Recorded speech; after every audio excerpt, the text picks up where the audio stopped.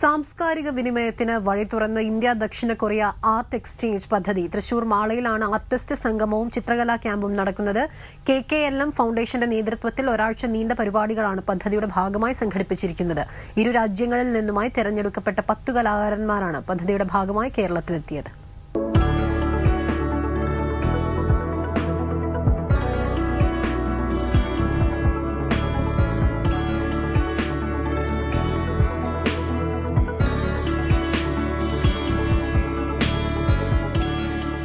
K-ഡ്രാമകളിലൂടെയും K-പോപ്പുകളിലൂടെയും സുപരിചിതമായ ദക്ഷിണ കൊറിയ.